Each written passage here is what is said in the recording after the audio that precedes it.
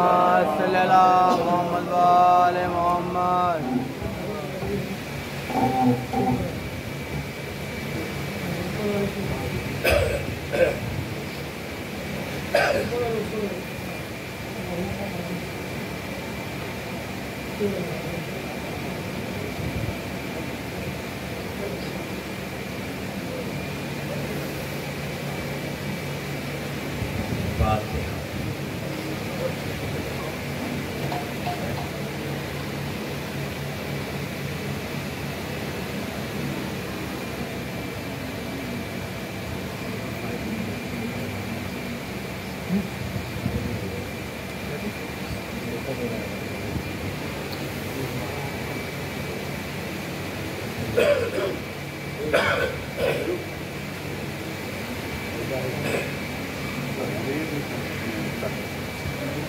أعوذ بالله السميع العليم من الشيطان الرجيم. بسم الله الرحمن الرحيم.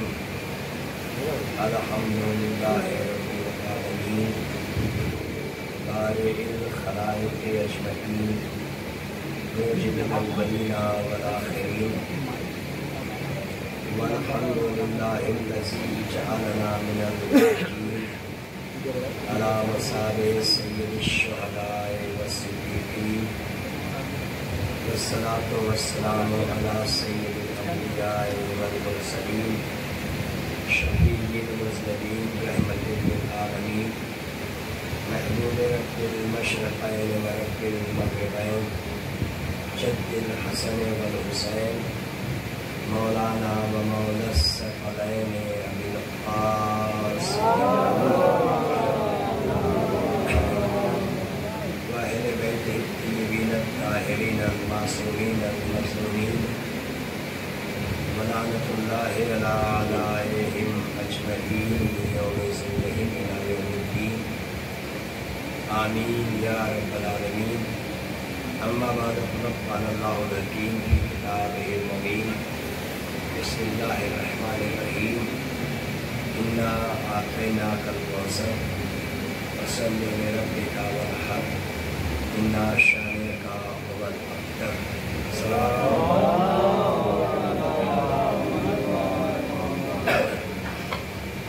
عزیزان محترم، قرآن مجید کے لیے مختصر سا چھوٹا سا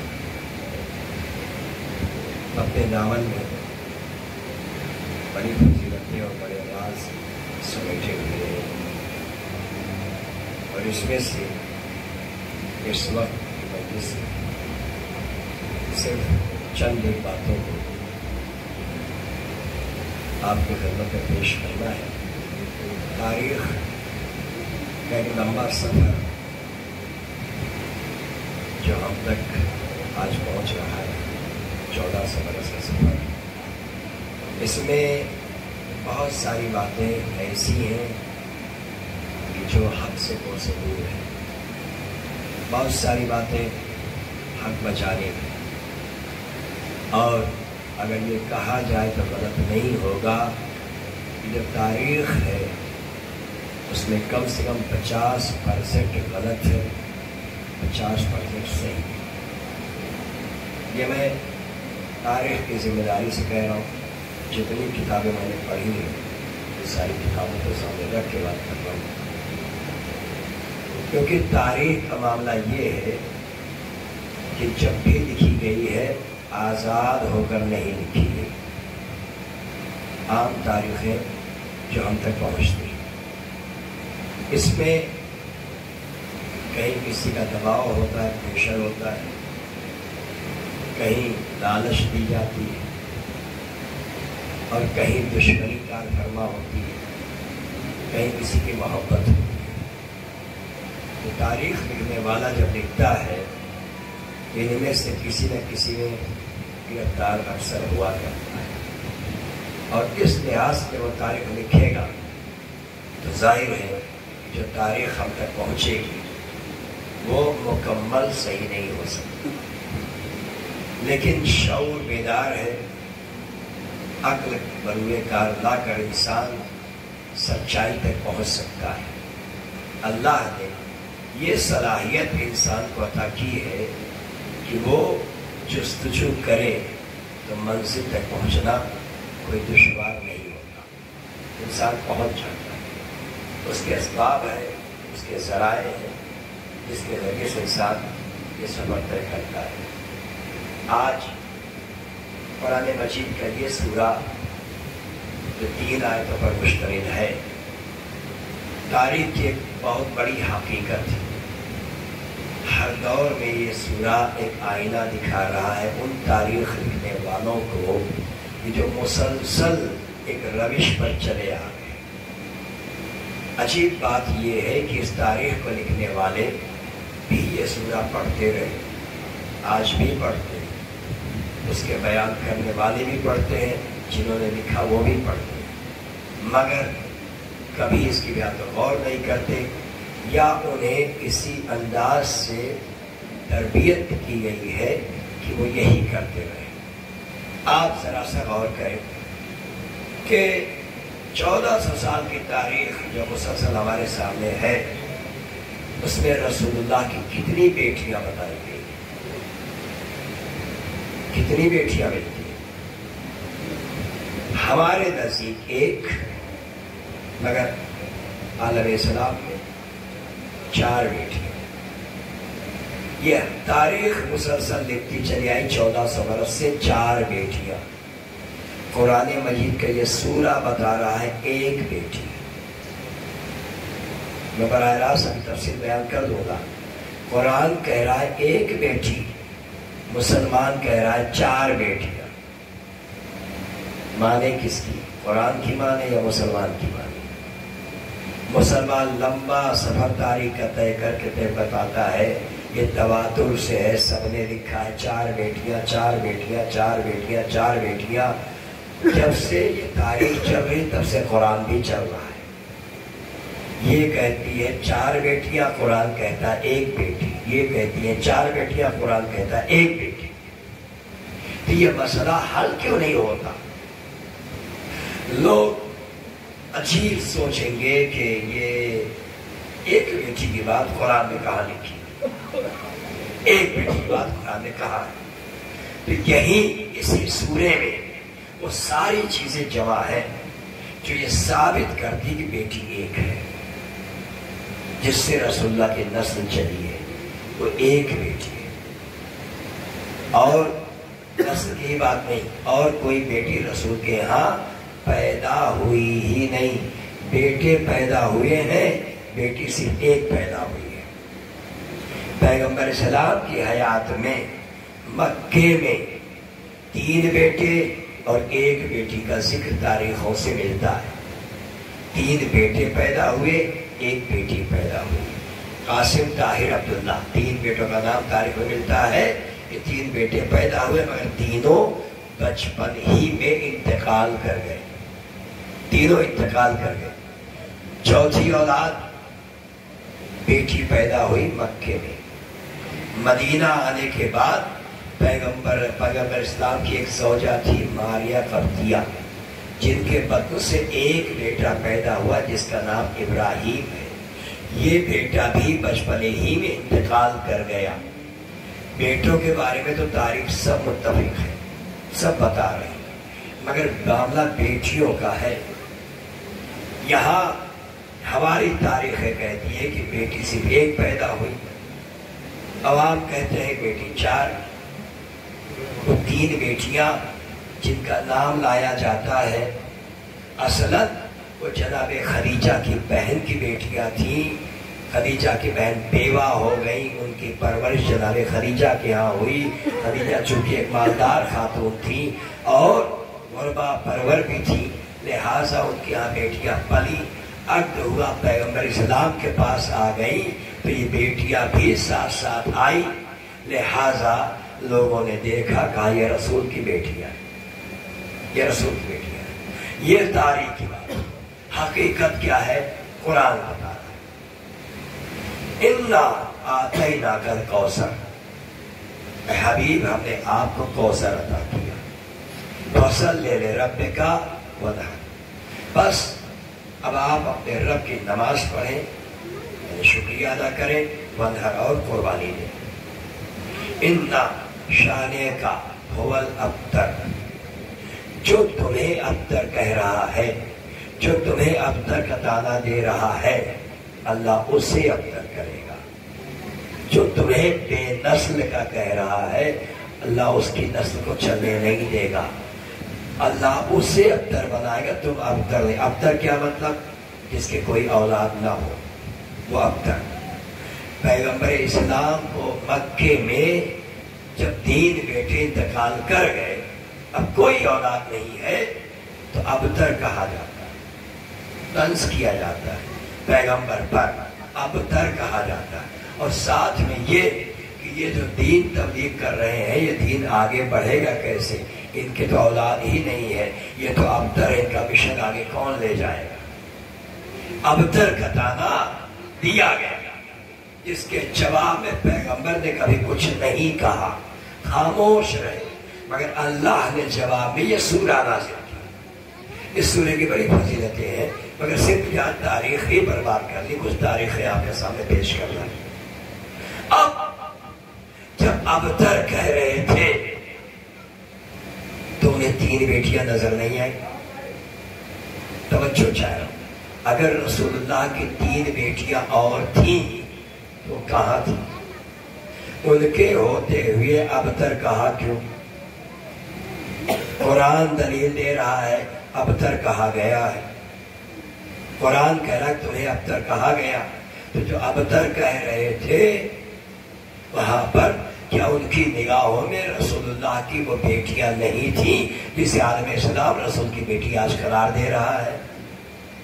ये तारीख लिखने वाले ज्यादा समझेंगे या जो मक्के में रह रहे थे उनकी समझ में आएगा, उनके सामने की बात। तो सवाल ये पैदा होता है कि जो वहां अब्तर कह रहा था, या तो ये कहो कि बेटियों से नस्ल मानी नहीं जाती, इसलिए अब्तर कहा गया। गुंजाइश है ना, बेटियों से नस्ल नहीं मानी जाती इसलिए, तो कुरान में नस्ल बेटियों से भी है। अभी जवाब और भी है, कुरान में नस्ल बेटियों से भी है। वो नस्ल बेटियों से कैसे चली है? इसलिए चली है कि जनाब मरियम किसी की बेटी है, बेटी का बेटा, नस्ल यहां से चली, आले इमरान कहलाई। तवज्जो चाह रहा हूं, आले इमरान है कौन? इमरान मरियम के वाली, इनकी आल बेटी से चल रही है। कुरान उसे नस्ल कह रहा है, बेटी से चलने वाली सिलसिले में।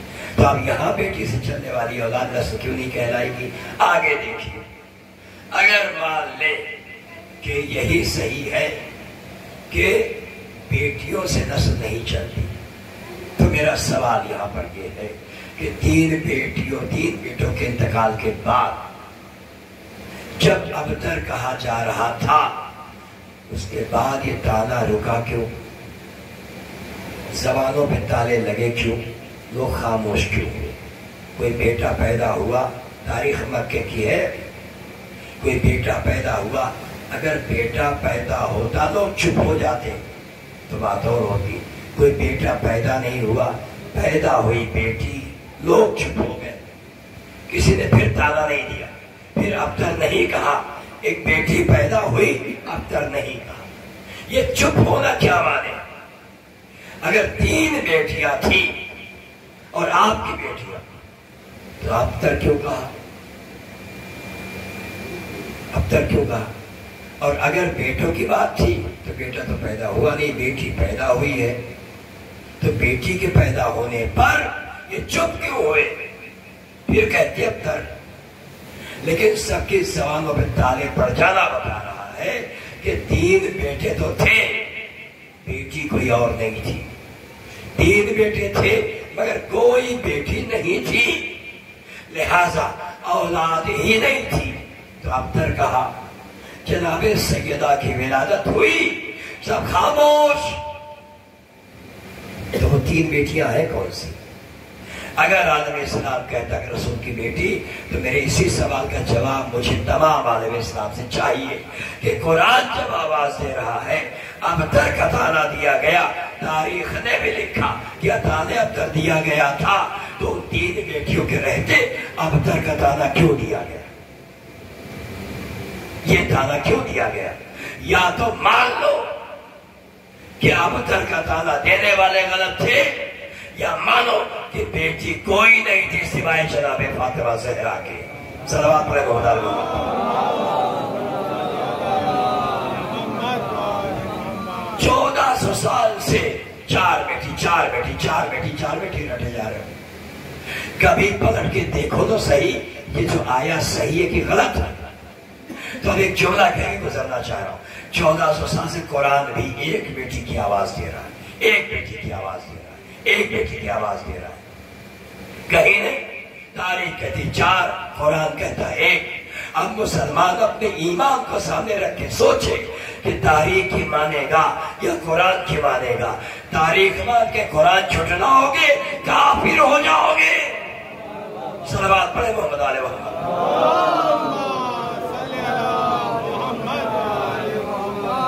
تاریخ کے اوراق میں جتنی باتیں ہیں ہر بات صحیح نہیں ہے، جھوٹ بھرا پڑا ہوا ہے اور بے حساب جھوٹ بھرا پڑا ہوا ہے۔ کیوں؟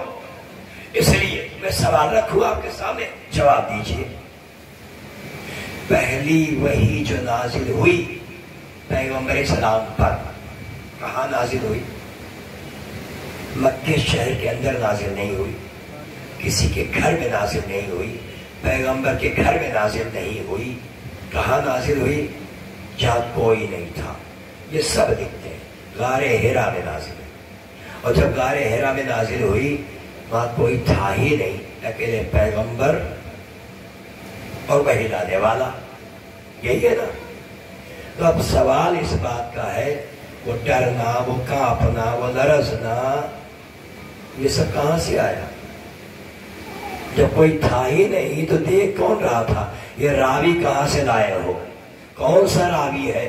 غار حرا میں رسول اکیلے، جبریل جیسا ملک آتا ہے، رسول بتاتے نہیں کون تھا، کس نے دیکھا تو پتا چلا۔ نہ دیکھا کسی نے تھا، نہ رسول کانپے تھے، نہ لرزے تھے۔ ایک داستان بنانی تھی تاکہ عظمت رسول کو گھٹایا جا سکے، کسی کو بڑھایا جا سکے۔ داستان کر کے لکھ دی گئی۔ لاؤ راوی بتاؤ تو صحیح کون تھا، کون راوی تھا؟ اور دوسری چیز توجہ چاہوں، دوسری چیز بڑے ہی شور شرابے کے ساتھ لکھا گیا۔ ابو طالب کا آخری وقت ہے، اپنے حجرے میں ہیں، رسول اللہ جاتے ہیں، چچا کلمہ میرے کان میں پڑھ لیجیے۔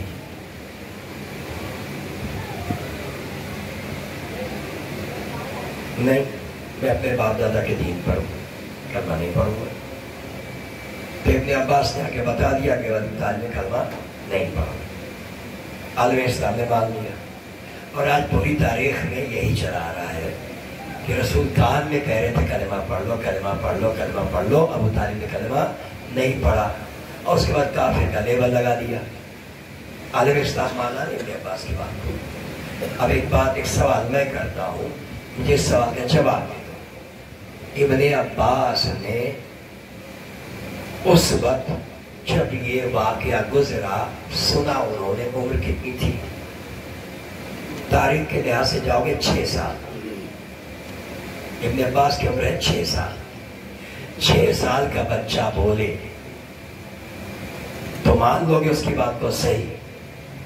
6 سال کا بچہ کہہ رہا میں نے سنا، رسول نے کان میں کہا، ابو طالب نے یہ جواب دیا۔ تمام علیہ السلام نے 6 سال کے بچے کی گواہی قبول کر لی، اور جب زہرا نے حسنین کو پیش کیا گواہی میں تو قبول بچہ کہہ کے قبول کیوں نہیں کی گئی؟ وہ بچے۔ اور دوسری بات، اگر ابن عباس 6 سال کے تھے معتبر، اور علی کے لیے کہہ دیتے تو بچے تھے، کلمہ پڑھنے والوں میں بچے تھے، علی کو بچہ بنا دیتے ہو، ابن عباس کو بڑا شعور والا بنا دیتے ہو۔ یہ کون سی تاریخ ہے؟ خدا کی قسم یہ گڑھی ہوئی داستانیں ہیں، یہ گڑھی ہوئی داستانیں۔ اور برسر منبر اس لیے کہہ رہا ہوں کہ سوالوں کے جواب دے دو بس۔ ہمیں کسی پہ طنز کرنا نہیں آتا، نہ ہم طنز کرتے ہیں، لیکن حقیقت جو ہے وہاں تک تو جائیں گے۔ یہ ہر ایک کا حق بھی ہے، فرض بھی ہے، وہ جائے حق تلاش کرے۔ सवाल तो खड़े होंगे, अभी सवाल तो बेशुमार है, बहुत सारे सवालात हैं, मगर उन सवालात से कतई नजर मैं अपने मंजिल की तरफ बढ़ रहा हूँ, क्योंकि मुझे फरमाइश की गई मसाइल में, तो चाहता हूँ जिस मसाइल को मुझे पढ़ना है उसकी पूरी तारीख भी आपके सामने आज इस वजह से बयान कर दूं। शायद इससे पहले आपने कभी ना सुनी हो, मुमकिन है, हो सकता है सुनी भी हो, लेकिन जहां तक एहतिमाल मेरा ये है कि वो तारीख शायद आपने सुनी नहीं हो सकता है, लेकिन तारीख के हवाले से पढ़ना है। हर तारीख सही नहीं है, बहुत कुछ गलत है, बहुत कुछ सही है। दूसरी तरफ दरमियान में एक और मरहला आता है जो हमारे यहाँ गैर मोतबर, आलम इस्लाम में मोतबर, उसका क्या करेंगे? अगर कोई हमसे शिमर की रवायत करता कोई रवायत ले आए, शिमर रावी हो उसका, हम कबूल करेंगे? नहीं करेंगे। मगर बुखारी को मंजूर है, बुखारी शिमर से रवायत करने पर तैयार, सही, और छठे इमाम से रवायत नहीं करते, गोया उनके निगाह में शिमर मोतबर है, छठे इमाम मोतबर नहीं है। तारीख की हकीकत अर्ज कर रहा हूं, जाके किताबें खगाल के देख लेना, ऐसे ऐसे रावी लिए गए हैं जो शदीद तरीन दुश्मन अहले बैत, वो मोतबर, इमाम सादिक मोतबर नहीं है, उनसे हदीस नहीं ली जाती। तो मैंने इसीलिए अर्ज किया है अजीजों कि कभी कभी तारीख पर भी बात हो, खाली ऊपरी सतह पर आकर तंज़ो तशनीह करना ये हमें नहीं आता। हम तारीख के हक़ाइक़ सामने रख के बात करते हैं, और अगर कोई कहे कि ज्यादा मोतबर है तो वही फैसला हो जाएगा कि तुम इस्लाम वाले हो या गैर इस्लाम वाले हो। सीधी सी बात, वाज़ेह बात है। जिस इमाम सादिक अलैहिस्सलाम के बारगाह में पढ़कर तुम्हारे यहाँ इमाम बनते हैं, वो अबू हनीफा हो या मालिक हो या हम्बल या शाफी, सबका सिलसिला इमाम सादिक से मिलता है। अगर इमाम ने न पढ़ाया होता तो तुम्हें इमाम न मिलता। उनके उस्ताद हैं ये, तुम्हारे इमामों के नजदीक मोतबर, बुखारी के नजदीक गैर मोतबर। तो अगर बुखारी कुछ लिखे तो हमें मोतबर नहीं लगता, हमें सही नहीं लगता, चाहे जितनी बड़ी सनद क्यों ना हो जाए। ये तारीख की हकीकतें हैं जिन्हें हमें समझना है। करबला की तारीख को छुपाया गया, अहले बैत के सिलसिले में तारीख छुपाई गई, हमेशा छुपाई गई। जनाब खदीजा के मामले में बड़ी नाइंसाफी, 40 साल की थी, अब सादा कर दिया गया, 40 साल की थी। चलो किताबें पढ़ो, मुश्किल ज्यादा उम्र पे जब बात आती है तो हद से ज्यादा 28 साल की उम्र जनाब खदीजा की होती है बवक्ते अक़्द, जब पैगंबर इस्लाम की उम्र 25 साल, अक़्द के बाद जनाब खदीजा की उम्र 28 साल, ज्यादा से ज्यादा, और इन्होंने 40 साल की बुढ़िया बता दी। 40 साल खदीजा के मामले में, क्योंकि खदीजा से बड़ी दुश्मनी भी थी ना, खदीजा के सामने किसी की चली नहीं, इसलिए कि जो इनके कमजोर नसें समझते थे, खदीजा ने सारी नसें काट के फेंक दी। इतनी दौलत उठा के दे दी राह इस्लाम में, इनका बस चला नहीं, तो वहां से मजबूर। दूसरी बात, खदीजा ने हमेशा के लिए इस्लाम को नुमाइंदगी दे दी। जब फातिमा जैसी बेटी पैदा हुई, फातिमा से सिलसिले नस्ल चला, कयामत तक बाकी रहने वाला सिलसिला वो जनाब खदीजा ही का दिया हुआ है। तो खदीजा से दुश्मनी तो होगी ना। या जनाब खदीजा के बारे में भी तस्वीर बिगाड़ने की बड़ी कोशिशें की गई। जो भी आले मोहम्मद का वफादार था, हर एक को पसे पुष्ट डाला गया। चलो एक बात बताओ, सलमान के बारे में कितनी रवायतें, सारे साहब में सारी चीजें देख लो। सलमान है, अबू ज़र से कितनी रवायतें, कितनी हदीसें ली हैं, ये भी तो है। अम्मार से कितने ली, और अबू हुरैरा से 5000, जिसे दूसरे खलीफा कोड़े मारते थे। क्यों? खुद उसका बयान तारीख में मौजूद है। बनी उमैया का दौर जब आया, माविया के जमाने में इनकी चाली हो गई। हदीस करो پیسہ لے جاؤ، حدیث گڑھو پیسہ لے جاؤ، 5,000 حدیثوں کا راوی یہ اکیلا، اتنے کسی کی بھی نہیں، اتنے کسی کی بھی نہیں جتنے اکیلے اس کے. آیا فتح خیبر کے بعد 6 ہجری کے بعد آیا اور اتنی حدیث ہے. یہ ساری چیزیں ہیں تاریخ. تو تاریخ کے معاملے میں ذرا سا آپ کو تھوڑا سا متوجہ کرنا چاہتا تھا میں، اور اس تاریخ کے اس مقام تک آپ کو لے کے آنا چاہتا ہوں. ایمان ایک عظیم دولت ہے، اور جہاں ایمان دلوں میں راسخ ہو جائے وہاں آس پاس کی ساری گندگی اپنے آپ دور ہوتی چلی جاتی، چھڑتی چلی جاتی ہے. ایمان طہارتوں میں رہتا ہے، مزاج ایمان طاہرانہ ہے، وہ طہارتوں میں رہتا ہے. نجاستیں اگر ہو بھی تو دور کر دیتا ہے، نجاستوں میں کبھی رہتا نہیں ایمان. اسی کی بنیاد پر گفتگو آگے بڑھا رہا، آپ اندازہ کریں تاریخ کے حوالے سے گفتگو آگے بڑھے گی. ابو سفیان کی 2 بیٹیاں براہ راست تاریخ پہ آ گیا. ایک بیٹا معاویہ، بیٹیاں 2، ایک کا نام ام حبیبہ، دوسری کا نام میمونہ. 2 بیٹیاں ہیں ابو سفیان کی. ایک بیٹی رسول اللہ سے بعد میں ہوا، رسول اللہ کی زوجہ ام المؤمنین ہے ام حبیبہ. دوسری طائف میں بنی ثقیف قبیلے میں ابو مرہ کے ساتھ بیاہی گئی میمونہ. توجہ چاہ رہا ہوں، غور سے سنیے گا. یہاں سے میں یہاں اسی لے لایا ہوں تاکہ اس تاریخ کو آپ کے حوالے کر سکوں جو آج پڑھ رہا ہوں. سلسلہ کہاں سے کہاں تک جاتا ہے، اور یہ قربانی کربلا کے میدان میں کتنی عظیم قربانی ہے، یہاں سے محسوس ہو رہا. 2 بیٹیاں ام حبیبہ اور میمونہ، 2 بیٹیاں. مگر جو میں نے کہا جب ایمان آتا ہے نا تو غلاظتیں چھٹ جاتی ہیں، نجاستیں دور ہو جاتی ہیں. ایمان طہارت کا مزاج رکھتا ہے، وہ اپنے قریب کسی نجاست کو گوارا نہیں کرتا. اس کا انداز دیکھنا ہے تو رسول اسلام کی زوجیت کے آ جانے کے بعد ابو سفیان اپنی ہی بیٹی کے گھر آیا تھا. جب بیٹی نے بستر رسول کا الٹ دیا، بیٹھنے نہیں دیا، تو نجس ہے.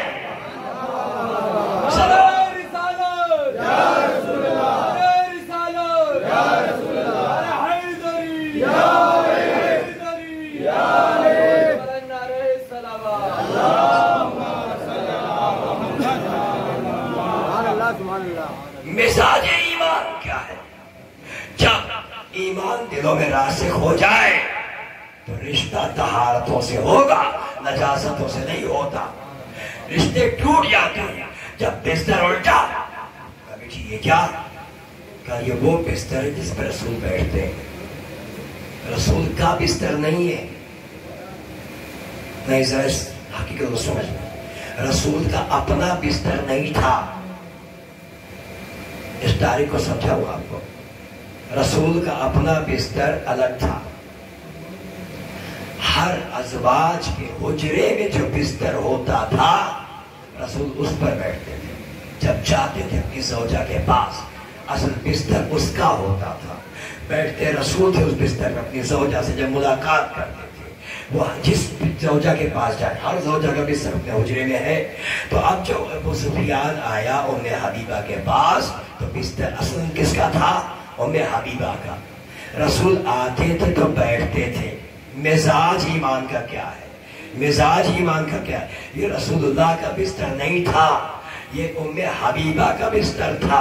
مگر رسول آ کے بیٹھتے تھے تو جہاں رسول آ کے بیٹھ جائے وہ گوارا نہیں کرتی کہ وہاں کوئی نجس آ کے بیٹھے.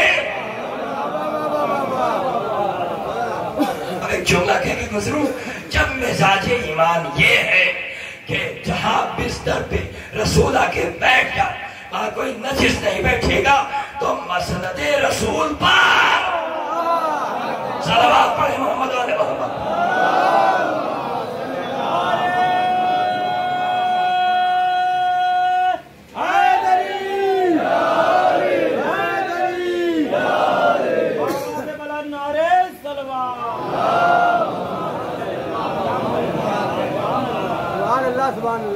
ایمان کے تقاضے، رشتہ داریاں کھا. اب رشتہ نہیں، ایمان سے ایمان کا رشتہ ہوگا، ایمان سے کفر کا رشتہ نہیں ہوگا ہر حال۔ اور یہی وجہ تو ہے ہر جنگ میں میرا مولا علیہ اعلان شور مچا کے اعلان کر کے کہتا میں علی ابن ابی طالب، علی ابن ابی طالب، علی ابن ابی طالب، علی ابن ابی طالب اعلان کر رہے تھے میں کل ایمان، میرا باپ ابی طالب ہے، ایمان اور کفر میں رشتہ نہیں ہوتا۔ میں اپنی زبان میں باپ کا نام اس لیے لاتا ہوں کہ پہچان لو، کسی اور میں اگر دم ہو تو اپنے باپ کا نام لے کے بتائے، ہے کوئی تو بتائے، ہے میرا باپ اس لائق کہ میں نام لیتا ہوں کہ میرا باپ ابو طالب ہے۔ اب یہ تو میں حبیبہ میمونہ ابو مرہ کے ساتھ بھی آئی گئی، دائرہ اسلام میں آئی، دل کی گہرائیوں سے ایمان قبول کیا۔ ایمان قبول کرنے کے بعد تاریخ میں نے بہت ڈھونڈا، بہت تلاش کیا کہ میمونہ کبھی مائکے میں نظر آئے، کبھی دیکھا نہیں۔ توجہ چاہ رہا ہوں، میمونہ کبھی مائکے میں نظر آئے، نظر نہیں آئی۔ باپ سے رشتہ ختم ہو گیا، بھائی سے رشتہ ختم ہو گیا، کسی سے رشتہ رکھا نہیں۔ ابو مرہ کی زوجیت میں رشتہ کسی سے نہیں رکھا۔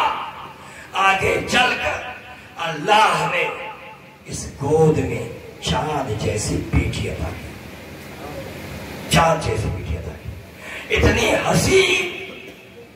اس زمانے میں آپ سنا کرتے کہانی، وہ جو خیر ہوتے کا اشکانہ وہ ہے لیلا مجنون وغیرہ، لیکن آپ یاد رکھیں کہ وہ دور جو تھا، اس دور کی فکروں کے لحاظ سے ابو مرہ نے اپنی بیٹی کے حسن اور خوبصورتی کو دیکھا، نام رکھا ام لیلا، جو حسن کے انتہائی منزل پر ہو۔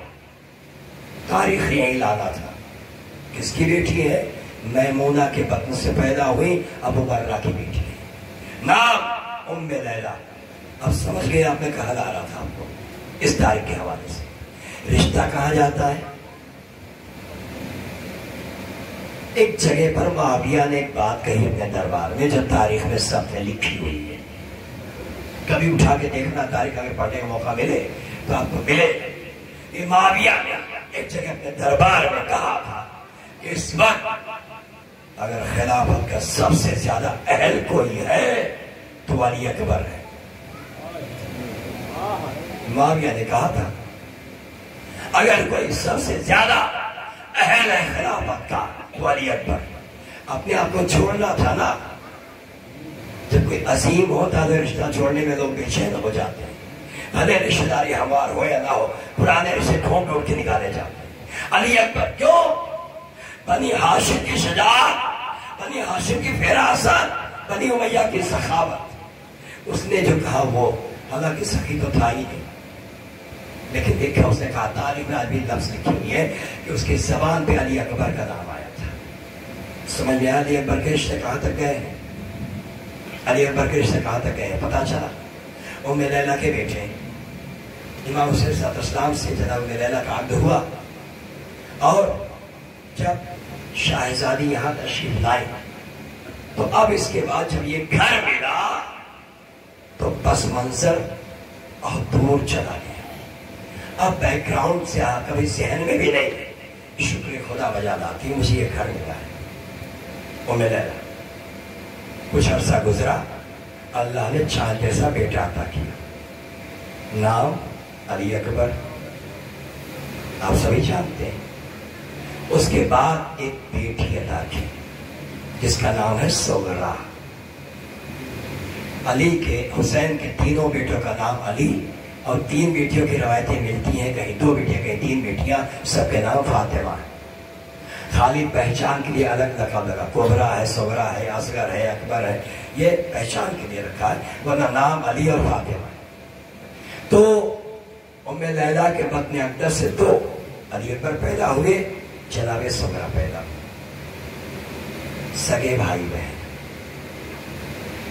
اس میں بہت سارے راز سے پردے اٹھتے ہیں، اسی لیے میں نے آج یہ تاریخ پڑھی، چونکہ مجھے کہا گیا تھا علی اکبر جناب سغرا کے مسائل پڑھنا ہے، تو چاہا میں نے اس تاریخ کو آپ کے سامنے پیش کر دوں، پوری تاریخ آپ کے سامنے آ جائے۔ یہ تاریخ دونوں بالکل سگے بھائی ہیں. اب یہاں پر چلے باتیں اور امام حسین علیہ السلام کی تاریخ کے لحاظ سے 5 بیویاں الگ الگ زمانے میں پائی جاتی. پہلی بیوی جناب شہربانو، جن سے ہمارے چوتھے امام کی ولادت ہوئی اور کچھ عرصے میں ہی جناب شہربانو کا انتقال ہو گیا. یہ پہلی زوجہ. اس کے بعد ام اسحاق بنت طلحہ ابن عبداللہ، یہ امام کی دوسری بیوی مانی جاتی. ام اسحاق بنت طلحہ ابن عبداللہ یہ دوسری بیوی مانی جاتی، جن کے بارے میں لکھا ہے لوگوں نے کہ ان کے بطن سے جناب کبریٰ پیدا ہوئی تھی، جو تاریخ میں لکھا ہے وہ بتا رہا ہوں. یہ بیوی بھی کربلا کے واقعے سے پہلے انتقال کر گیا. اب اس کے بعد تیسری زوجہ جناب ام لیلا، تیسری زوجہ جناب ام لیلا، جن سے علی اکبر پیدا ہوئی اور جناب سغرا. میں نے کتنی بتائی؟ 5 نہیں 4 ٹوٹل ہے، کل 4. اور آخری زوجہ جناب رباب ہے، جسے سکینہ اور علی اصغر. جناب رباب کون ہے؟ ام فروہ اور جناب رباب سگی بہنیں، سگی بہنیں. امرؤ القیس کی بیٹیاں ہیں دونوں، جناب فروہ بھی اور جناب رباب، یہ دونوں سگی بہنیں. اس پہ اگر تاریخ میں جاؤں تو بہت دور تک بات جائے گی، بہت ساری تاریخیں ہیں، لیکن صرف اس یہاں پر اسی حد تک. دونوں کو امرؤ القیس نے خود بہت بڑے ماہر جنگجو تھے، بڑے تلوار باز تیر انداز تھے، اپنی بیٹیوں کو سارے ہنر سکھائے تھے. ام فروہ بھی ام رباب بھی تلوار اور تیر اور ہر چیز میں ماہر تھی. امرؤ القیس نے سکھایا تھا. خود شاعر بھی تھے، عظیم شاعر، بہت بڑے شاعر میں نام ہوتا تھا ان کا، جن کی دونوں بیٹیاں بیائی گئی علی کے گھر میں. یہ رشتے رہے. اب آئیے بات آئی جناب اکبر جناب سغرا. اب آپ سے جو اصل بات ہے، اصل میں مسائل پڑھتے وقت یہ ساری تفصیلات بیان نہیں ہو پاتی، اس لیے میں چاہے اطمینان سے کچھ باتیں آپ کے حوالے کرتا چلا. جناب سغرا کو مدینہ میں روکا کیوں گیا؟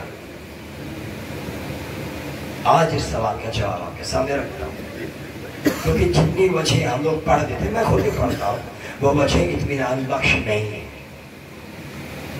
لیکن آج اس تاریخ کو آپ کے سامنے بیان کر رہا ہوں. اصل کیا ہے، وجہ کیا ہے جس کی بنا پر حسین سغرا کو، خالی سغرا کو چھوڑ کے گئے؟ اپنی اولاد میں سب کو لے گئے تھے، ایک اکیلی سغرا کو چھوڑا ہے، کسی اور کو نہیں چھوڑا. تو اگر جیسے یہ کہا گیا کہ سغرا ہو بہت تصویر تھی جناب سیدہ کی، تو یاد رہے جناب زینب ثانیہ زہرا. اگر ثانیہ زہرا جا سکتی ہے تو سغرا کیوں نہیں؟ یہ وجہ نہیں ہے.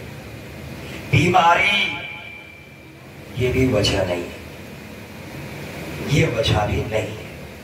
بیماری کے کوئی اتنے بڑے وہ نہیں ہوتے. بیماری ہے انتظام ہو جاتا. ایک اکیلی بیٹی کو چھوڑنا، سارے لوگ جا رہے ہو تو اور بیمار ہو جائے. ایسی حالت میں سغرا کی حالت کیا ہو؟ بیمار تو ہے مگر ایک بیماری اصل وجہ نہیں ہے جس نے چھوڑی. 2 وجہ یہاں پر ہیں جو کہ واقع قابل غور ہے، لیکن اس میں بھی ایک وجہ ایسی ہے جو مکمل نہیں ہوتی. جہاں حسین نے کہا تھا کہ سغرا نانا کی قبر پہ مزار پہ شمع کون جلائے گا؟ نانا کی قبر پہ شمع کون جلائے گا؟ یہاں اس کا جواب بھی دیا جا سکتا ہے. ام سلمہ ہے، ام البنین ہے ابھی چلا سکتے تھے. اصل وجہ کیا ہے وہ بتانا چاہتا ہوں. مقابلہ کس سے تھا؟ یزید سے. یزید کون؟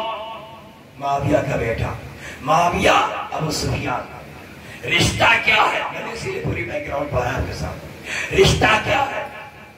جس سے مقابلہ ہے وہ اس رشتے سے کچھ تو لگتا ہے، کچھ لگتا ہے کہ نہیں لگتا ہے. بھائی بہن کا رشتہ بنتا ہے، उस रिश्ते के लिहाज से। यजीद वहां है। अब आप जरा गौर करें, इमाम चूंकि जैसे ही इमाम ने नाम लेना शुरू किया, उम्मे लैला तक से कहा तुम्हें चलना है, तुम चलोगे, मगर ये कह दिया सौगरा नहीं जाएगी। उम्मे लैला ने एक बार जरा लम्हे भर के लिए गौर किया, उसके बाद समझ गई, कहा बेशक आका जो आपने कहा वही सही है, हुसैन का फैसला सौगरा नहीं जाएगी। क्या वजह? बस वजह सुनिए। अगर रिश्ते की बात आ गई, ऐसे मौके पर बहुत फायदे उठाए जाते हैं। सौगरा अगर चली जाती और अगर असीर होकर के जाती, तवज्जो चाह रहा हूं, अगर असीर होकर जाती और यजीद के महल तक पहुंचती तो इम्तियाजी सलूक सौगरा के साथ जरूर होता, इम्तियाजी सलूक होता, यानी वो उसके रिश्तेदार होती, मुमकिन उन्हें रिहाई दिला के महल में बिठाया जाता, बाकी को कैद खाने में। हुसैन ये गवारा नहीं करते कि मेरी बेटी महल में रहे और मेरी बहन कैद खाने में रहे। ये बड़े संगीन बराही थे अज़ादारों, बड़े संगीन बराही थे। और आपको बताओ, यही नहीं, उम्मे लैला करबला है। जब हुसैन आखिरी रुखसत को आए तो उम्मे लैला ने इतना कहा था हुसैन से, कहा था वाली मेरे लिए दुआ कीजिए कि मैं शाम पहुंचने से पहले मौत को आगा की आगोश में चली जाऊं। हुसैन ने देखा, कुछ कहा नहीं, इतना कहा, उम्मे लैला इत्मीनान रखो। अजीजों, जैसे जैसे काफिला चला है करबला से, हर मुसीबत उम्मे लैला बर्दाश्त करती चली है, हर मुसीबत बीवी ने बर्दाश्त की। हलब पहुंचते पहुंचते हर जगह दुआ में एक बात, परवरदिगार मुझे शाम तक न जाने दे, मैं शाम नहीं जाना चाहती, असीर होके चली गई। हर जगह दुआ थी। हलब के मकान में पहुंची, उम्मे लैला महवे ख्वाब थी, थोड़ी देर में बेदार हुई। बेदार हो के वाले सज्जाद मेरे दफ्न का इंतजाम कर लो बेटा। इमाम सज्जाद परेशान, अम्मा क्या कह रही है? क्या मेरे लाल, अभी तुम्हारे बाबा ख्वाब में आए थे, उन्होंने कहा उम्मे लैला हम तुम्हें लेने आए हैं। वही हलब है जहां उम्मे लैला इंतकाल कर गई। इमाम सज्जाद ने अपनी माँ को आलम गुरबत में दफन किया है। शाम पहुंचने से पहले, यजीद के दरबार में पहुंचने से पहले उम्मे लैला की दुआ कबूल हो गई। मैंने इस तारीख को इसलिए सुनाया हजारों, अली अकबर की माँ की कुर्बानी बहुत अजीम है। ऐसी कुर्बानी, ऐसे मरहलों से उम्मे लैला गुजरी है कि जिन हालात में उम्मे लैला थी। अब जरा सुनी वो जुमला जो अक्सर मसाइल में पढ़ता रहा हूं, जनाब इलेक्टर से बात को ले आओ। मदीना से रुखसत होके आ गए, भाई और बहन की जुदाई का आलम यही था ना जब मसाइल सुनते हो। आखिर में अली अकबर आए थे, क्यों जब सब वगैरह को समझा रहे थे, अली अकबर बाहर दीवार से सब ठिकाए रो रहे थे। हुसैन ने कहा अली अकबर को बुलाओ। अब्बास गए बुलाने के लिए, तो अब्बास से अली अकबर ने कहा चचा मैं सोगरा के सामने नहीं जा सकता, मैं सोगरा के सामने नहीं जा सकता। अब्बास ने कहा बाबा ने बुलाया है आपको। हुक्म इमाम था, अली अकबर आए, सर झुकाए आए, सोगरा से करीब हुए। सोगरा ने इतना कहा भैया सबने कह दिया है कि सोगरा नहीं जाएगी, मगर भैया आप न कहना कि सोगरा नहीं जाएगी, मैं आपकी बात कैसे बर्दाश्त करूं। अली अकबर ने बढ़कर अपनी बहन को सीने से लगाया, ए बहन बाबा का हुक्म सराखों पर, तुम्हें मदीना में रहना होगा। जब इतना कहा सोगरा ने देखा भैया आप ही कह रहे हैं, हाँ बहन तुम्हें मदीना में रहना है। कहा ठीक है भैया मैं रहूंगी, मगर मेरे लिए सहारा बनाते जाओ, कोई जरिया बनाते जाओ। अली अकबर ने अपने कदम के निशान बनाए थे, वही निशान सोगरा देखती थी। वादा था मैं आऊंगा लेने, मगर हमेशा इंतजार था मेरा भाई आएगा, मेरा भाई आएगा, मेरा भाई आएगा, ये इंतजार था। अली अकबर चले, आ गए करबला। शब आशूरा, दो मौके हैं जहां अली अकबर ने खास तौर से सोगरा को करबला में याद किया। बस वही 2 मौके सुन लो हज़ारों मजलिस तमाम। शब आशूर गुजरती जा रही थी। इस शब आशूर में जो काम हुआ है वो जुमला आपके हवाले करता चलो उम्मे लैला का। जब जनाबे ज़ैनब से उम्मे लैला ने अली अकबर को मांगा, शहज़ादी चुके अली अकबर को जनाबे ज़ैनब ने पाला, बचपन में ज़ैनब की गोद में आ गए थे ना, हुसैन ने दिया था। तो शब आशूर आई उम्मे लैला, शहज़ादी थोड़ी देर के लिए अली अकबर को मुझे दे दो, मैं अभी लाके वापस करती हूँ। ज़ैनब तड़पने लगी, भाभी आपका बेटा है। हुसैन मौजूद थे, हुसैन की मौजूदगी में ज़ैनब ने अली अकबर का हाथ उम्मे लैला के हाथ में दिया।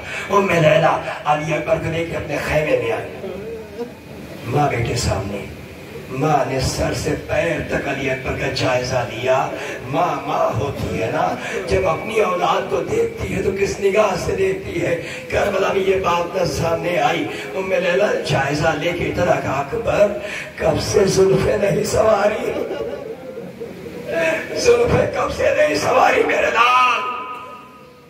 अली अकबर ने कहा, अम्मा हालात देख रही है करबला के, ऐसे हालात में कैसे जुल्फे सवारी जाए। कहा, अच्छा बेटा मेरी गोद में सर रख के जरा आराम कर ले, थोड़ी देर लेट जाओ। माँ के कहने में न जाने क्या बात थी, अकबर ने सर रखा, लेट गए। माँ ने अपनी उंगलियां अली अकबर के जुल्फों में फिराना शुरू कर दी, फिराना शुरू कर दी। माम तक लफ्ज़ मिला, अली अकबर सो गए। कुछ देर सोए रहे, माँ बैठी रही, हड़बड़ा कर उठी। अम्मा आपके पैर में दर्द हो रहा होगा, मैं इतनी देर सर रख के सोया था।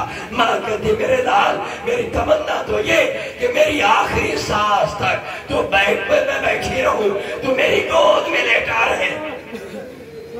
अली अकबर उठे, अम्मा इजाजत दीजिए, अब चलो।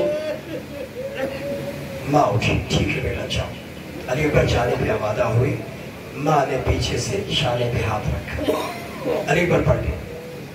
कहा, अकबर बेटा तुम अपनी माँ को, अपनी माँ के रिश्तों को जानते हो। माँ को अली अकबर ने देखा, समझ गए माँ किस तरह इशारा कर रही। कहा, अकबर तुम उस रिश्ते को जानते हो, कहाँ से मेरा ताल्लुक यहाँ तक पहुंचा है। कहा, अकबर एक बात करूं, मैदान में माँ के दूध की लाज रख ले, इस माँ पे कोई उंगली न उठा सके। अकबर ने वादा किया, अम्मा आपकी तरफ कोई उंगली नहीं उठेगी, रिश्ते की बात नहीं आएगी। और आखिर जवान बेटा शहीद हो गए। ये वही वक्त था ज़रा, ये शब आशूर थी। आहिस्ता आहिस्ता रात गुजरते गुजरते जब अपने सुबह करीब आने लगा तो ज़ैनब ने फिजा से कहा, फिजा मेरे भाई को बुला दो। आए, क्या बात है बहन? क्या भैया सुबह होने वाली है, कहाँ बहन? क्या भैया आज जो कुछ भी अब है वो नहीं रहेगा। क्या बहन हालात तो ऐसे ही है। कहा, भैया हम सारी बहनों की एक तमन्ना है। पूछा, क्या तमन्ना? कहा, भैया आज इस वक्त की अजान अली अकबर से दिलवाता, हम एक बार अपने नाना का लहजा सुनना चाहते। हुसैन ने कहा, ठीक है मैं अली अकबर से अजान दिलवाऊंगा। आए बाहर, बेटा अली अकबर मेरी बहनों की तमन्ना है, उसे पूरी कर दो। कहा, बाबा क्या तमन्ना है? कहा, बेटा मेरी सारी बहनें चाहती हैं अपने नाना का लहजा सुनना, लिहाजा इस वक्त की अजान तुम दे दो ताकि मेरी बहनें अपने नाना का लहजा सुन लें। जब इतना कहा ना, अली अकबर रोने लगे। रोते हुए अली अकबर ने कहा, बाबा बेशक मैं आपकी बहनों की तमन्ना पूरी करूंगा, मगर मेरी एक बहन मदीना में है, मैं लेने न जा सका। मेरी बहन इंतजार करती रही, मैं तो नहीं पहुंचा। आप इमाम वक्त है, इतना इंतजार कर दे, मैं अजान यहाँ दूं, वहां मेरी बहन सुन ले। हुसैन ने कहा, ठीक है बेटा तुम अजान दो, आवाज मदीना पहुंचेगी। अली अकबर ने अजान शुरू की, सगरा के कानों में अजान की आवाज आई, चौंक कर उठी।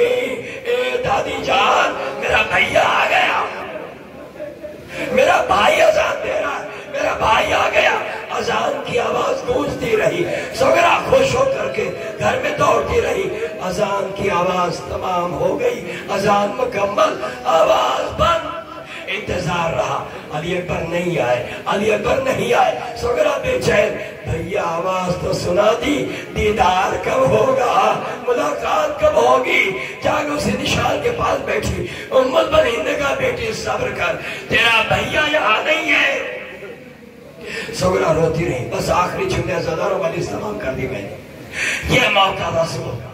और जब अली अकबर मैदान में गए, जंग करते करते जख्मों से चूर हुए, तो जख्मों से चूर हो जाने के बाद जब बाप सिराने पहुंचा, सारे मरहले गुजर रहे थे, उस वक्त अली अकबर ने कहा बाबा आपसे मेरी एक जरूरत है, आपसे मेरी ख्वाहिश से पूरी कर दें। इमाम ने कहा बेटा क्या ख्वाहिश है? कहा बाबा मैं अपनी बहन तक नहीं पहुंचा, अपनी बहन तक नहीं पहुंचा, वादा करके आया था, बस इतना करें एक बार अपनी बहन को देखना चाहता, दुनिया से जाते जाते एक बार अपनी बहन को देखना चाहता हूँ। इमाम ने इशारा किया, मदीने की जमीन बुलंद हो गई, शहर नजर आया, घर नजर आया। कहा बेटा देखो, अली अकबर की निगाह उठने लगी, हर तरफ देखा, बाबा सगरा नजर नहीं आ रही, हुजरे में सगरा नजर नहीं आ रही है, सहन में सगरा नजर नहीं आ रही। कहा बाबा मेरी बहन नजर नहीं आ रही है। कहा बेटा यहाँ वहां न तलाश करो, जहाँ कदम के निशान छोड़े थे। अब जो अली अकबर ने देखा, सगरा बैठी रो रही थी, अली अकबर ने देखा, ए बहन खुदा हाफिज, भाई ना सका, मुलाकात महशर में होगी, सगरा अपने भाई को माफ कर